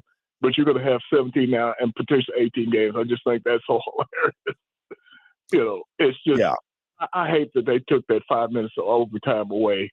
And, of course, Green Bay almost blew it last night. And if you don't have, of course, the blocked extra point, run back for 2, of course, we're not talking about the overtime. So that was wild. The part that shocked me last night is that Dallas shredded Green Bay's defense. I mean, Green Bay had come in with this pristine reputation defensively, and Dallas shredded them. And George, here's what makes it far worse. CeeDee Lamb was out. They had the starting center out, and I believe they had 2 other offensive linemen out. So they were missing 3 offensive linemen, CeeDee Lamb, and they still did that. And I didn't expect them to do that, especially with the way they played last week against Chicago. I thought they were going to put – that's why I didn't have no hope. And almost everybody universally thought Green Bay was going to blow them out, and that didn't happen. And that just shows you that's why they play the games. George, the college football thing I wanted to talk about real quick is this. I've got some friends from my church that are going to the Alabama Vanderbilt game next week. Some will pull up for Vandy, and some will pull up for Vandy. And wouldn't it be wild if Vandy did win? Because I think if they definitely do win, 2 things. Number one, you're going to hear a lot more serious talk, especially if Pavia plays well for the Heisman. And also, I think if they do beat Alabama in Alabama, they're going to jump into the top 10. You have to if they go down to Alabama and win. So it's going to be a lot of just fanfare. In fact, I've heard now some are saying that Pavia, I think, and I don't know if you heard this, he was up to like 8th in the Heisman talk, George. I didn't know if you had heard that. I think I heard that last night on one of the local networks. Well, it doesn't really matter because it comes down to a vote of sports writers and sportscasters who are Heisman voters late in the season.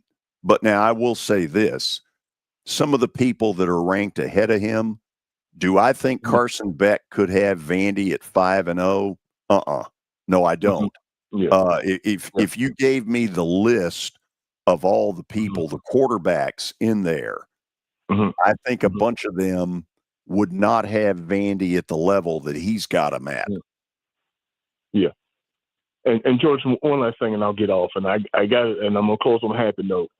If you had asked me 3 weeks ago that the Cincinnati Reds would have made the playoffs, I would have said no way. Because if you remember, about 3 weeks ago, they went on a West Coast road trip. They had a 12-game West Coast road trip, and they were 3-9. They got swept by the Dodgers. They got swept by the Oakland A's. I think they lost 2 out of 3 to Arizona, and the only series win they had, I believe, was against the Padres, 2 out of 3. And I thought they were done for. The fact this team came back and what does that say, of course, about the Mets? Spent all that money, most expensive payroll, had Juan Soto, and they still didn't make the playoffs, even with the expanded playoff field. I'm just so happy. I would love to see the Reds beat the Dodgers. I don't think they'll do that. But if they did, it would be one of the biggest upsets probably in baseball history. Like I said, I don't see it happening. But to see where this team came from, especially last year where they had so many just close losses and just such disarray, and the fact you get Franco and what they've done, I'm just so excited about the Reds. And this is just, for me, more than I could ask for, to finish with a winning record and also get to the playoffs. I thought we might finish with a winning record, but I didn't know if we'd make the playoffs. George, I'll get off and let you get some other callers. Take care, and we'll talk to you again soon. Thanks. Eric's a Reds fan, in case you haven't figured that one out. This is great. This is Terry Francona and what he's doing for that team. Yeah, really happy for the Reds. I have a lot of friends that are Reds fans, and Kirk Herbstreit's also pretty happy as well. Yep. He's from up in that area. Okay, that leaves a line open. I want somebody to jump in and grab that at 615-759-9949. Randall on line 2. Welcome. My friend. Hey, how you doing? Just fine. The last time I talked to you was in 1988. Wow. With you and a guy named Duncan Stewart. And I don't know, I ain't talked to him in years, but just like to, just enjoy your show. Thank you. And the reason I called is I watched that game yesterday, or whatever it was, the Titans. And George, that coach has got to go. I'm sorry. I talked to a lot of Titans fans today and stuff, and everyone, 100% said he has got to go. Randall, yeah, the sad part of it, and I say this every time that this conversation comes up, is that Brian Callahan is an incredibly likable human being. That said, they didn't do their due diligence on this at all. He had never called plays in Cincinnati, and suddenly he comes here and he's going to be the play caller. Okay, I don't have any problem with that, except for one thing. He can't game manage while he's calling plays. There are some who can. Sean McVay with the Rams is terrific at doing both. Brian Callahan is not at that point. And I think a lot of people who wanted to give him the benefit of the doubt pretty much threw him by the wayside at the end of the first half of the Denver game in the season opener, where he essentially, with his decisions, gave Denver an easy touchdown. And I made the comment the next day that if I was Mike Borgonzi and I'm supposedly running this team, that I'd have walked in and said, listen, what went on yesterday is unacceptable. You cannot lose us points. And it happened again a week ago. And, now I look at them, I have no idea what they're trying to do on offense. It looked like Gerber's baby food yesterday. Exactly. And I got one more thing, George, talking about Tennessee. I'm a big Tennessee Vol fan, but I will tell you, Vanderbilt will beat Alabama Saturday. Is that spoken with orange-colored glasses or what color? Hey, I'm a big Tennessee fan, like I said, but I do like this Vanderbilt team. They're very physical, both sides of the ball. And, of course, the quarterback is amazing. And, so I'm just saying, regardless, I just think Alabama's going to have a letdown. I don't care what happens, and Vanderbilt's waiting. So, if Vanderbilt wins, I'll talk to you Monday. Okay. Well, either way, you call us back next Monday. I will. All right, buddy. I will. Thank you. Take care. By the way, good time for Tennessee to have an open date. I'm assuming with 2 weeks in between games, they get some of these defensive backs back into their lineup. Jermon McCoy, Ricky Gibson, get that interior defensive line healthy. Yeah, no, it does come at an opportune time because then things are going to start picking up. You have Arkansas, which should be a win on paper, but then you have Oklahoma and teams like that. So you got to be healthy. Okay, I've got a line open. I want somebody to jump in and pick it up at 615-759-9949. John on line 3, you are next. Welcome. I want to talk about the Titans. Okay, let's do it. I don't see there's no improvement from last year to now. They're going to have to do something, George. I mean, it's hard to watch.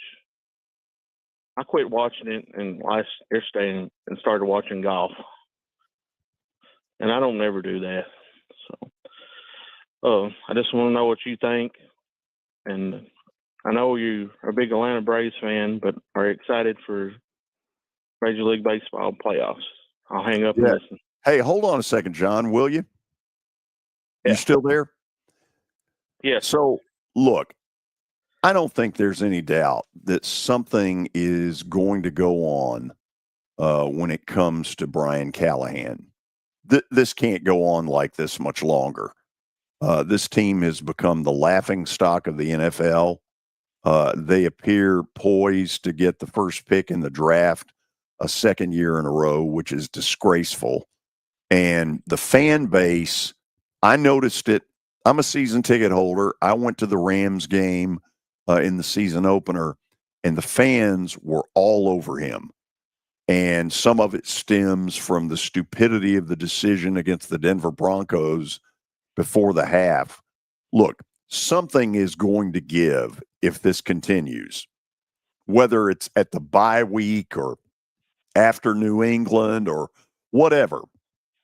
Something's going to give because this can't go on much longer like this. Personally, I hope Brian Callahan finds some magic potion in there to make it happen. He's a very nice man. I think he's totally overmatched. I just don't see no improvement from last year to now. I mean, it's gotten worse. If it's got, Yeah, there is no improvement. Yeah. I mean,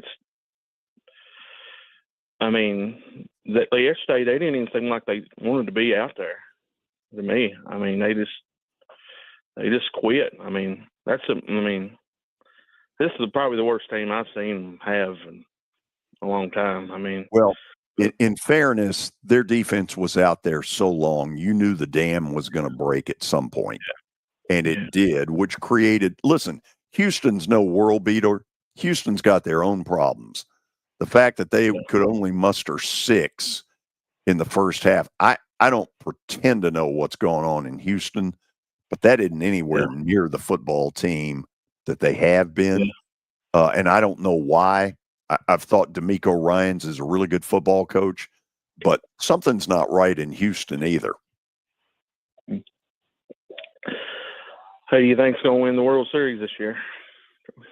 The Dodgers until we find out otherwise. I think you got to go with them. If they get Blake Snell and Ohtani to pitch well in the playoffs, they're still the best team out there. Yeah. Thanks. All right, George. Okay. That leaves a line open at 615-759-9949. Somebody jump in and claim it. Who wins the World Series? I think I'm with you, George. I think it'll be the Dodgers until proven otherwise. They're kind of like the Kansas City Chiefs for me. Or how about the Brewers? Yeah, we've kind of forgotten about them. I know. Biscuit is on line 4. Biscuit, how did you get that nickname? Hey, George, I've been eating a lot of biscuits, man. How you doing, buddy? I'm good. How do you do your voice like that? What do you mean? Well, you had a real growl going. You sounded like Pat Dye there for a minute. Oh, buddy, I'm hurting. I drank about a gallon of Jack Daniels during that game yesterday, and I ain't feeling so good. Mm-hmm. Anyways, what do you think the Ravens would trade us back Derrick Henry for? I looked at their season, and it's about done, and I just don't think it's worth him playing for them either. So bring the King back. We all got the jerseys. What do you think? Not going to happen. Not going to happen on several fronts. First of all, Baltimore, I don't pretend to know why they're having the defensive issues they're having, because if you look on the field, it's pretty much the same team that has dominated that division. I don't know why all of a sudden that they can't get it done. I'm a little surprised by it. And now the word's gotten out that that Lamar Jackson is, what are they calling it? Questionable. Yeah. It's, I don't know what's going on. Their defense has sprung a huge leak. And to be honest, Kansas City beat the hell out of them. They've had a tough start to the season. I looked at that score, and I was shocked to see it. I think Kansas City was shocked to see it. They hadn't gotten a thing done. I guess I asked the question to myself, is Xavier Worthy, he's a really good football player, is he that important to Kansas City? Because they got him back, and suddenly everything started clicking. I don't know if he is or not, but I know this. They looked a whole lot better yesterday than they have been. Biscuit, all I can tell you is don't consume that much every week, because by the end of the season, you might be dead. Oh, it's been a long one, buddy. You have a good evening. Okay, you take care. Okay, so Biscuit's out. That leaves a line open at 615-759-9949. A lot of people talking a lot of Titans, and not much of it is very positive. This is the George Plaster Show. When I got my first car, my dad told me, keep the gas tank full and my number on speed dial.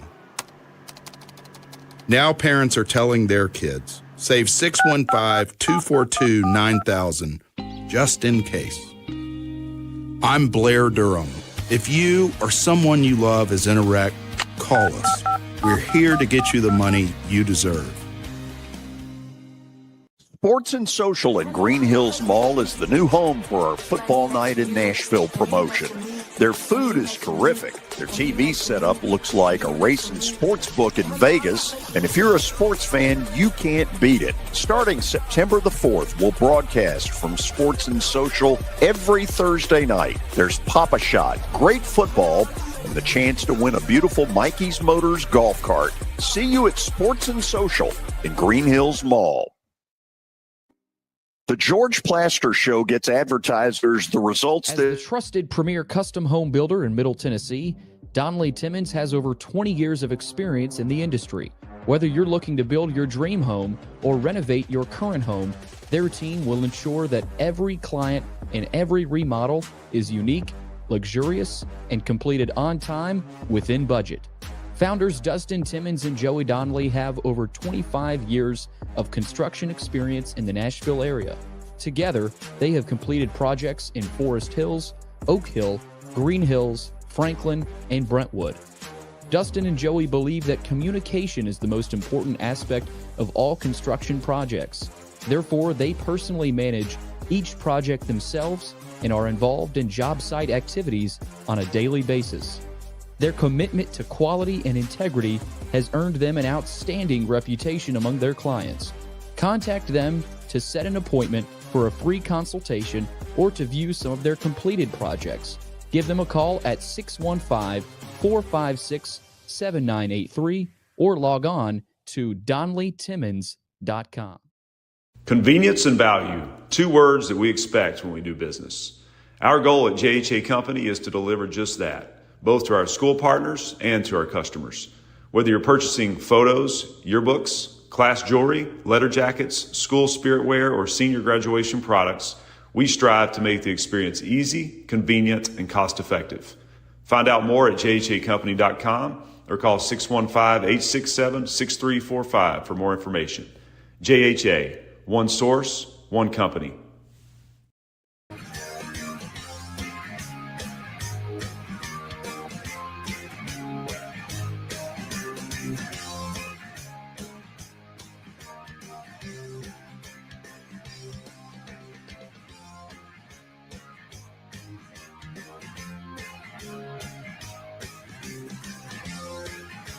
Okay, we welcome all of you back on this Monday afternoon where there's a lot of stuff people want to talk about. I got 4 folks on the line.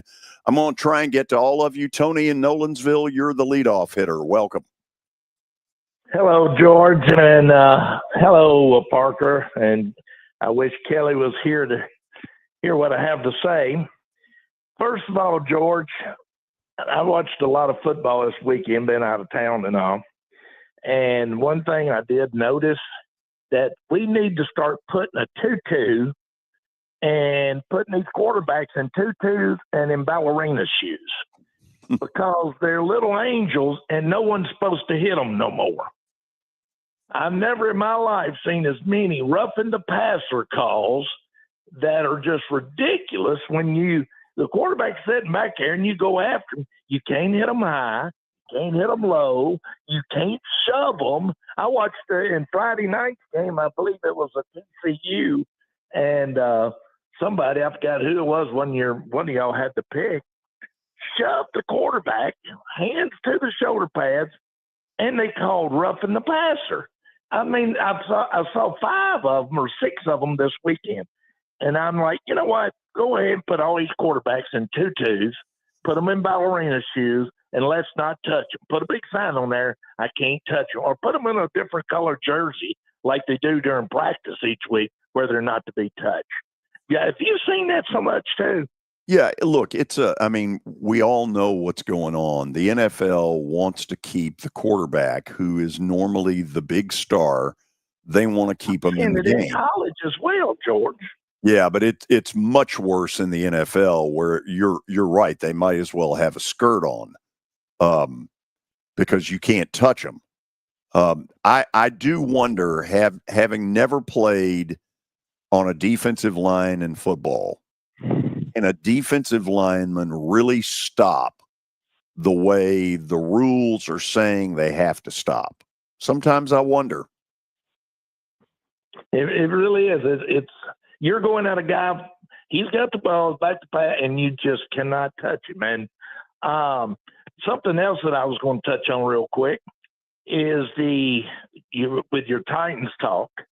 If the Titans staff and Amy wasn't so interested in making sure they had the first majorette in the NFL or first majorette for the Titans for the game day experience and put more emphasis on who they're putting on the field, maybe they would have a better product out there.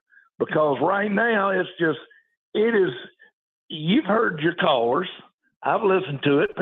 People turn it on there, watch 5 minutes of it, maybe a quarter, and just flip it off. As that previous caller said, he watched the Ryder Cup. And I did the same thing, flipped it over there. And then I said, why am I watching this? I did watch the Ryder Cup, and congrats to them on their late charge.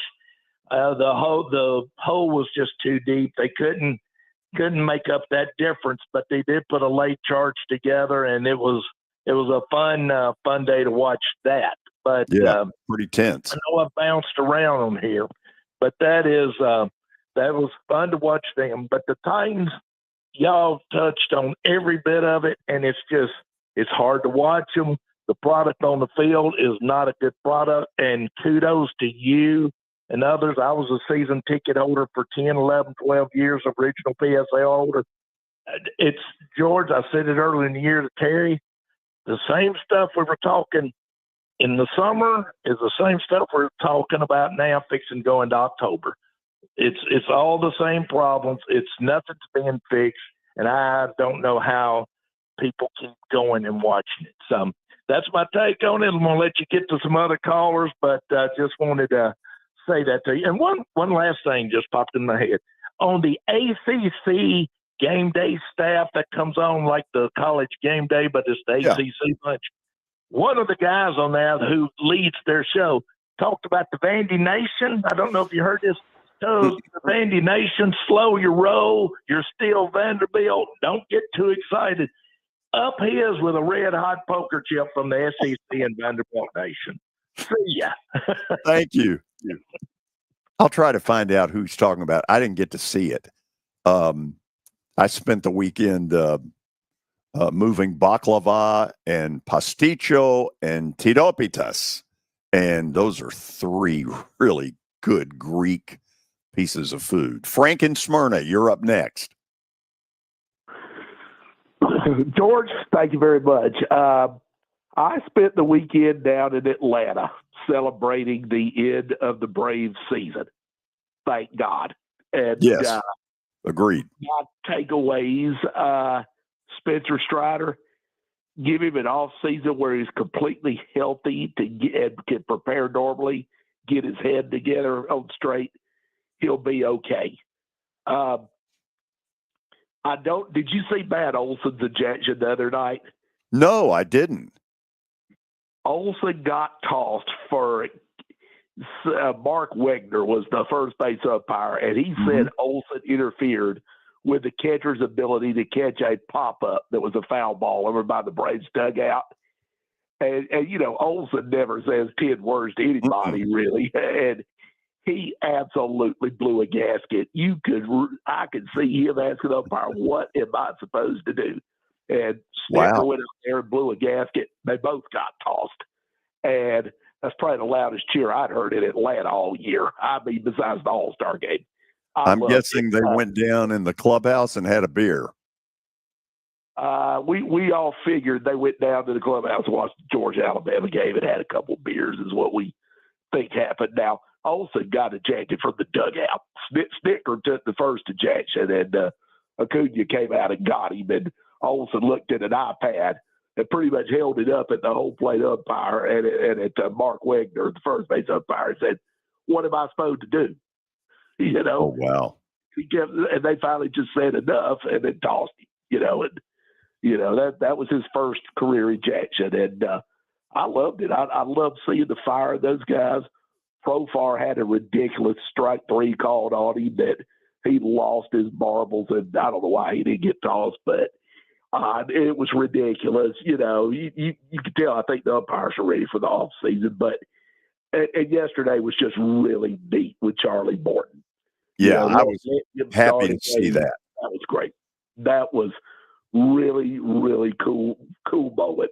Probably one of the neatest things I saw in Atlanta this year besides the All-Star game and Home Run Derby. But I watched, a lot of football down there. The Titans, I am so frustrated, so angry, so upset, and honestly, sad. I've been a fan from day one. I've been going to these games ever since from day one. I'm from Nashville. Close enough anyway. Yeah. I just cannot believe that they are allowing this to go on. I mean, it's Callahan should have been fired this morning. Enough is enough. These last 2 games, that is just ineptitude. It is Greg Glorious finest, if you ask me. It's just Callahan's a nice guy, but it's just cut bait now. I mean, that's all I got on that. And as for Vanderbilt Saturday, I'm not going to sit here as a lifelong Vandy fan and tell you that they're going to Tuscaloosa and win. But I tell you what, I talked to Bama fans the last 3 days at Truist Park. They're worried. They said they are not taking us lightly. And interesting. I found what the Bama fans had to say very interesting. And a shout out to Ty Simpson. His dad's the football coach at UT Martin. Yep, I bet he's happy. I don't know if you knew that or not. Hey, I got to run on that. Thank you. Thanks for letting me rant. Thank you, sir. Have a great night. Tyron and Brentwood, you're up next. Good to be with you, George. Good to be with you as always, sir. Same here. A couple of things. Yes, sir. A couple of things. I got a college. I'll get to college in a minute, but I tell you right now, and I'm a Herbert Harbaugh fan. What a disgraceful loss yesterday to the Giants. I mean, I just come unglued, and all the left tackle. Slater. We talked right before during the preseason. Slater, what a devastation loss when he got hurt, and now they said he tried to come back in yesterday, but they won't let him. Looks like it's not going to be a long-term injury. But Chargers, I'm going to give you some friendly advice because Freddy Krueger and the Boogeyman is back, and that's the Chiefs. They put the league on notice yesterday in my mind.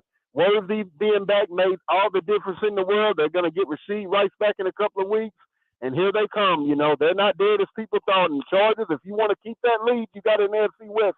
You better call up the Titans and try to get Simmons, and you better call up the Dolphins or the Eagles and try to get either Tyreek Hill or A.J. Brown. You're going to need them if you're going to hold them off.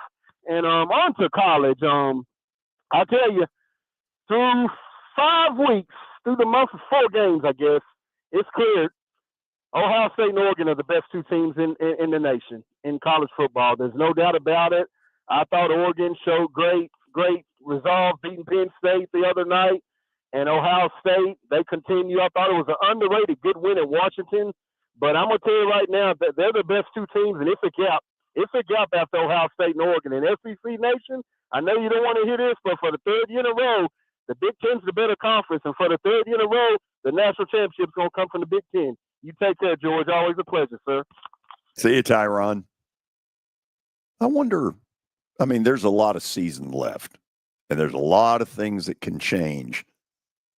They may be the best 2. I don't think there's that big a gap. No, absolutely not. I don't see how there isn't even an argument for the other 2. It's the SEC and the Big Ten. Yeah, and then others receiving votes. George up in Boston, welcome. Hey, what's up, guys? How's it going? Good. Hope you're doing well. Doing very well. Wanted to talk a little Vandy and thank you guys for taking my calls, by the way, on Vandy. I tried to call up 98.5, the Sports Hub, the main sports station up here. They hung up on me when I started trying to talk to them about Nick Rinaldi and Steve Gregory and how well the Doors were doing. So appreciate you guys. Well, they're into the Red Sox Yankees right now. I get it. Yeah, all they care about is Bill Belichick and his crappy football team over at UNC. But back to Vandy. I think with this game, you've got to throw out the prior history between these 2 teams. This is a whole new world we're living in with NIL. Nick Saban is long gone at Alabama. Kalen DeBoer is running a very good program at Alabama, but one that operates in many ways a lot more like a Pac-12 team than an SEC team in terms of how much they throw the ball and how little they run, and then some of the vulnerabilities that they have on defense. Don't get me wrong. They still have the guys, but if you look at their stats on 4th down defense, red zone defense, 3rd down defense, it's almost unrecognizable compared to a Nick Saban-led team. And with Vandy, what intrigues me about this team are a couple of things. One, they're very big on their line, probably the biggest they've been in the modern era. They also can throw the ball a lot better than I think a lot of people recognize. Last year, Pavia really needed to create with his legs. He can still do that, but, man, Junior Sherrill is a really good receiver. You got Trey Richardson now, Bryson Coleman, a tight end. They've got some weapons that they didn't have last year. And also, this team, while they're 5-0, in some of these wins, they've had to encounter a little bit of adversity and overcome it, whether it was the targeting call against South Carolina, getting punched a little bit at the beginning of the Georgia State game, and then most recently with Utah State having to deal with the referees. This is not the same old Vandy that would encounter a little bit of adversity and then just crumble. And I think a lot of people in the college football universe are just basing their opinion of this game on Saturday based on the prior history of these two programs. And I really think people just need to take this game for what it is in the modern era and appreciate what these two teams are doing. I think we're in for a good one. Well, here's and George, thank you for this. Hopefully you can hear this off air. When was the last time you could make the argument the two biggest games on this week's college football card are Florida State Miami in Tallahassee and the Vandy Alabama game in Tuscaloosa? When was the last time that you could say that about a Vanderbilt football team, that they were playing one of the two biggest games of the day in college football? Okay. They're the 2:30 on ABC. That hadn't happened very much. The answer is never, George. At least not in my lifetime. Yeah. I've never seen anything like this, and I love it. It's great for the sport. So the question is, there's a spotlight on them that really has never been on them before. How do they handle that? They rely on their older, mature veteran players, which they have. They didn't look past Utah State when it would have been easy to. They didn't look past Georgia State. Heck, they didn't even look past Charleston Southern. So that shows emotional maturity. Yep. And I don't think they're going to overlook anybody. I think they're going to handle this just fine. And Pavia, the face of the team, he doesn't let all that stuff get to him. He Doesn't tunes appear it out. to.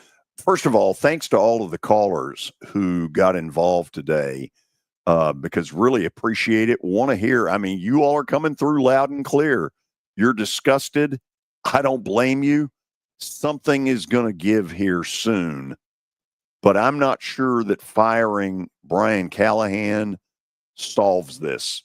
I think there's a lot more. He hadn't helped it at all, granted, but I don't think he's all of it.